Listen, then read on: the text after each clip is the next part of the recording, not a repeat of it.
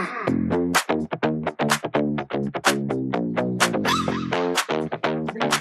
right, guys, welcome back. We are at NAB 2026. We are here at the Strada and OWC booth, and we're talking to Michael Cioni about Strada and the remote editing features that they've just added. Yeah, thanks so much. We're really excited about this. So I want to start with something that's really special for the Blackmagic community. We have just broken through a huge wall right here. These are actual B-RAW files. So look, you can see these files, 14 gigs, 13 gigs, 11 gigs, 28 gigs. I can play these files back, and if you look at this, this is a live Zoom feed from my desk in my office in California, 400 miles from here. And if I am playing this file here and I pause it, the drive stops blinking because the file is actually on that drive. When I hit play, I'm playing it here. And what's beautiful is this isn't actually a proxy file. I'm actually playing a 28 gig B-RAW file over this horrible internet, which is half a megabit, sometimes a megabit. And the beauty is, so many of us have invested in these great computers. Yeah. What we're doing is we're leveraging the power at the edge to compress that B-RAW file to a tiny file that we can stream across the world. Wow. Without bandwidth being a restrictor, without having to render a proxy file. It's all happening in real time. So not only can I watch this, I can also scrub it too. So I'm scrubbing this file, switching to next take, next take, next take, and the drive's going crazy, but I can play this on horrible internet. So that's a big upgrade because no one's been able to add raw file support ever in a web browser. Yeah. Chrome, Safari, Firefox, you can't de-Bayer raw files. You can only decode RGB. This is a breakthrough for Blackmagic RAW, which is really cool. Okay, but then you asked about this new thing, which by itself it looks really small, but it's really exciting. This is Strada now mounting as a hard drive in a virtual file system. So if I open it up, these are not folders. These are actually people's computers. So my computer is the same computer we were just looking at. Here's an OWC 12 terabyte drive. Here's a whole bunch of dailies. In this folder is going to be 500 clips of files here. So there's some Avid files, there's some proxy files. I can just play these in QuickTime. These files are actually in California. Again, we're still on this trade show internet. And if I just grab a whole bunch of these files and I drag them into Premiere Pro, I am able to just create a timeline and play these files back. And they're not here. They haven't been downloaded. I could not download that fast, even on good internet. And I can scrub through my timeline, play back a file, and I don't have to be, transferring and uploading and downloading. In fact, if I randomly select a file, this says 11 take 1. So if I were to right-click on that file and say reveal in Finder, what do you know? There's 11.1. Where is it located? It's still in Strada Connect, in that LA Mac Studio, which is this computer right here. By the way, it's still playing back this B-RAW file, and I'm playing this back in Premiere here, so I can play it back here. And I think I'm playing back another film in Final Cut. All of these are playing back from a computer hundreds of miles away. Wow. And that is this new idea of virtual file systems. Every other company is almost every other company is a cloud company that we've been conditioned that if you're going to remotely collaborate, you've got to be in the cloud. Yeah. Well, their cloud companies are basically saying, make your cloud behave like a local drive. And we think that's wrong. It's backwards. You should make local drives behave like clouds. And since you've already bought all these great drives, and we're in the OWC booth where some of the best drives for post-production exist. Yeah. Very versatile, very reliable, very big and small. All of these files can be accessed at the edge, and then you invite people through Strada to the drive or a folder on the drive instead of deciding what to upload from that drive to a cloud. And then every time you hit play in a cloud, Jeff Bezos gets a nickel. In this story, there is no cost. It's your internet service provider, it's your computer, and it's your hard drive. So our costs are sometimes 90% cheaper than the cloud companies because if you look at the cost of 20 terabytes annualized with remote editing, they're going to be so much more. This one's 16 times, 15 times more expensive than ours because we don't have any storage. Because most of the cost of the cloud is infrastructure, egress, ingress, compute, and we don't have any of that. So I'm a little bit mind blown because like I've got an editor that I work with. We're not even that far apart in town, but it's always easier for me to just drop a drive off than it is to try to do my Lucid Link with him.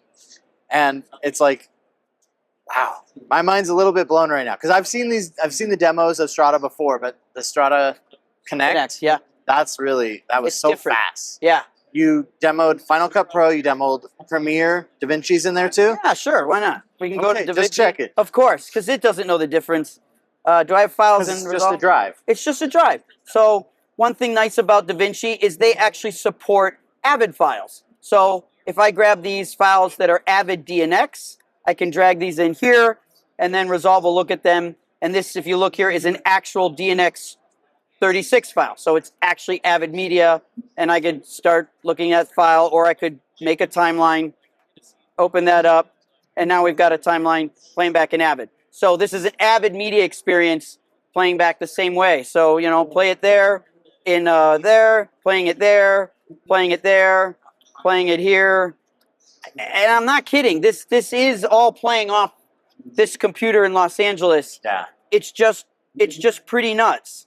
This is part of the technology that we've been inventing to make this actually work. So it's really a different world when it comes to access, media access. And our philosophy is simply we don't want to have to build a unique integration with every tool under the sun. We want to live beneath the application layer so that it doesn't matter what tool you use, including one more cool thing. If I go to my hard drive in LA, my hundreds of terabytes, I have dozens of terabytes of company photos. There's tens of thousands of photos here. We just did a shoot with Fuji using the new Eterna 55 camera. And if I look at these photos from the Panavision lens, I don't know how many photos are in here. There's going to be a lot. I'll give it a second on this network.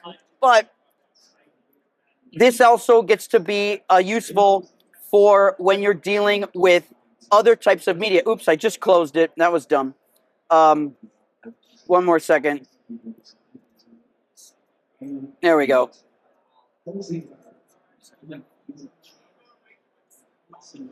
There we go. So if I look at some files here and I bring them into Avoto, now I'm importing files into Avoto, which is like my favorite post-production photo program. It's so much better than Lightroom or Photoshop or whatever. And we're dragging these files in on this internet. It might take a second, but here they come. It'll come in a second. But this is the beauty, is even on a compromised internet experience, I don't have to preemptively have had those files uploaded in Google Cloud, taking up space and costing me money every month. I can access them in the moment when I need to. And even on bad internet, it'll work. So let's talk. There's two questions that come to my mind then. So I'm really the production company, right? I have all the gear. I have all the hard drives, all the storage. I have these cam ops who come in and work and are on shows with me. And for the editors, rather, not the cam ops, but for the editors, they're going to be pulling from my storage now. They can edit on my storage. They don't even, files don't even have to leave my drive. No. Okay. What's my limit? Are there seats, or how many people can do this? Well, that second question is really fun. How many people can do this? So what we did is we called Apple and we said, could you send us every M computer so we could find the answer? Because I don't know the answer. Yeah. Right? And they said, okay. So in my house, they shipped a crate of all these M computers. And then we did a benchmark test using ProRes 444XQ in 4K. So we said, that's a big file. Yeah. How many simultaneous people can play back that on the different computers? And this is the answer. The M3 Studio Ultra, which as of this moment is Apple's best computer, can do 20 simultaneous streams of ProRes 4K through Strada. So I could have 20 people access the same file or 20 different files concurrently Yeah. on one machine. That's a lot of concurrent users. Like, that's a big team, right? If you're on a MacBook Air, 3. That's, again, simultaneous. That's a lot. 3 people at the same time is a lot. So this is your map of what computer investment will get you simultaneous access. Now, when it comes to the physical editing part, your bandwidth will start to come into play. How many people can edit off your files? So what I typically recommend is having double the bandwidth of whatever your proxy files are per user. So if you have one editor remotely and you have 5 megabit HEVC, you need 10 megabits up. Okay? If you have 2 editors, you need 20 megabits up at 5 megabit files. And you can just kind of extrapolate from there. That's for proxy files. So if you have a gigabit up, you can easily have 10 people editing remotely. And I think I've so far had 6 simultaneous editors physically editing off that drive right there. Yeah. And I wasn't even using the studio. I was using an M2 MacBook Pro. So I was able to have 6 editors off of an old laptop. It's our spare laptop. It's actually being used to make this Zoom right now. This Zoom is that M2 Max driving this. And that was able to do 6 editors. And they could edit remotely HEVC files, which are files that look like this. By the way, this is still playing, right? And so this is the H.265 proxies that I was having people edit with. Okay, awesome. So we can see there are physical restraints, literal restraints, right, to how many people can pull the data. What about pricing for the seats for users? Pricing is great. We're horrible negotiators. So what we did with pricing is, let me just get this right here. We have 3 tiers. The free tier, because we don't charge for storage, it's unlimited storage, unlimited invites. We don't care how many people you invite to your drive. It's your drive. It's your internet. Okay. I'm not going to govern that. So you can connect. I have a user that connected 8 petabytes. 8 petabytes. Wow. We don't charge for that because it doesn't cost us anything. Right. It's not living on your hard drive. And they can view it unlimited. They can invite as many people as they want. That's free. Where we charge is if you want to edit that remotely, you have to pay a whopping $8 to edit remotely. But the editing is unlimited. You could edit for as much as you want. That's you awesome. could connect as much media and edit without sleeping for a month. I don't care. That's $8. Where there's a slight difference is if you actually need to physically move media. Right. So sometimes you're like, I actually want this, or these VFX shots, I need those VFX shots, or I need to do some color correction, I want the raw files. If you're going to physically move media, we have a peer-to-peer transfer service, so you can move that media without going to a cloud. You can move 250 gigabytes a month on the $8 plan. That's not counting against remote editing. Editing and transferring are different. Separate, yeah. And then if you have to move actual raw files, you might need to go to unlimited, so you can move. We have users. We have a user that has a TV show. They shoot in New Jersey. They edit in LA. Every day they move 2 terabytes. Yeah. From New Jersey to LA every day. He's on the unlimited plan. So he's moving 20, 30 terabytes a month, $24, and it's a flat rate. Yeah, so that's awesome. You don't have to like worry, what if I have a 20 terabyte month and then an 80 terabyte month and then a 1 terabyte month and then we're off for Christmas. It doesn't matter. Yeah. It's flat rate because it's your storage, your internet, your compute. So those are the 3 plans that allow you to kind of mix and match. And some users have 1 unlimited, a few basics, and a bunch of frees. And that's okay. Yeah. And one of the things that really bothers me about a lot of cloud companies is once they get you to buy a user, that person holds that license. And then you bring on another freelancer and you've got to get another license for them. And some freelancers are in for just a couple of days. Yeah. So what we built to make this way more fair for the user is when you go to your team licenses, I can actually reassign this license as many times as I want. Nice. And I mean it. If you bought an unlimited plan, you could buy an unlimited plan and you could transfer it to 365 different people every single day, and it would be one plan to 365 people. Wow. And you could do that. It wouldn't matter. Also, if you're 2 weeks into a monthly plan and you say, I need to upgrade to an unlimited plan for 1 month, the 2 weeks that you have is credited towards your upgrade. Nice. So we factor that in. Nice. So the cloud companies can be really grabby, you know? And so we're trying to be very fair. And since we're leveraging your hardware, we're trying to really make this a very accessible product, especially for countries that have lower GDPs, where cloud costs are just unattainable for a lot of the world. Yep. If Americans think the cloud's expensive, imagine what this is like in Jakarta. Yeah. It's impossible, Yeah. right? And so we have people in Indonesia that use our product, and we want to make the user affordable for them, and we want to make the access affordable for them. Okay. You've been demoing everything on Mac hardware. We run Mac hardware, but not all our freelancers run Mac hardware. I know Strada peer-to-peer works with Windows. Does Strada Connect work with Windows? Yes. So Strada Connect you're right. The Strada peer-to-peer and the web experience is Mac and Windows, and you can download our little app for Windows or Mac. Strada Connect debuted just 2 weeks ago on Mac only. Yeah. So we're Mac only right now. We're literally building Windows, and my engineer building Windows is around here. So I saw him. He's here. So he's allowed to take a break. But he's working on the Windows NFS mount. So this experience will come to Windows. But the super secret thing that we're working on that we have not talked about on camera till you sort of asked, which is fine, is in hopefully 6 weeks, we're going to be releasing Strada version 2. All right. And what we've learned from these users is we now have this agent application. This is what creates the peer-to-peer network. That's an app. We've got this web part where you invite people and you can watch dailies and things like that. That's web. And then we've got this edit thing where you can drag it into Final Cut or Premiere or Resolve and edit. That's on the Finder level. It's getting a little wobbly. There's too many touch points. Okay. So what our vision is to combine all of that into one application. Yeah. And so that application, what's so exciting is it is not going to look like anything you've seen before.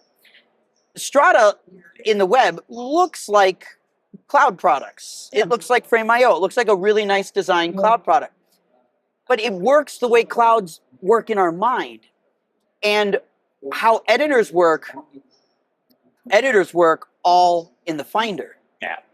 And so what we're doing is we're going to bring everything into this souped up Finder experience. Nice.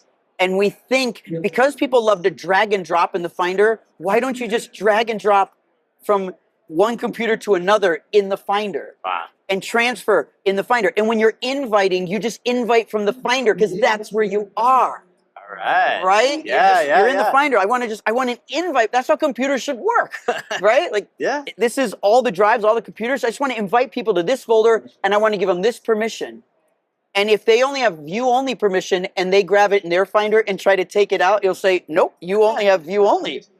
That's right? Awesome. Permission-based, that's great. Permission to download, right? Because we can gate all that. So we are going to actually reinvent a new way to interact as an app that's going to feel like a Finder with a V12 engine. Yeah. And give you all that experience. And hopefully, it'll make it very client-friendly because they don't have to learn a new application because the Finder is the app everyone knows. Yeah. And that's what you won't have to train people to how does it work because that's what you're already using. They're already using it. Yeah, absolutely. And when people say, do you have a integration with product X or product Y? It's like, well, we're in the Finder. Yeah. That's how you get anything. Yeah. So that's coming real soon. Super cool. And if you want a sneak peek, you can see if Austin will give it to you. All right. Well, we can't wait to check it out. Yeah. Well, thanks for that exclusive, Michael. Really appreciate it. My pleasure. All right. Well, we'll have to have you on office hours again when... I'd love it. Yeah, come you back guys to have the the best audience. Global. You guys ask the best questions. Yeah. That's because people with years and years of experience. Check out officehours.global if you want to check it in and see what's going on. We bring in great people like Michael Cioni here and Strada to talk about their products and talk about production, live production, filmmaking, all that. So super cool. Thanks for giving us your time today, Michael. Appreciate it. Thanks, everyone. All right. We'll see you guys at the next booth.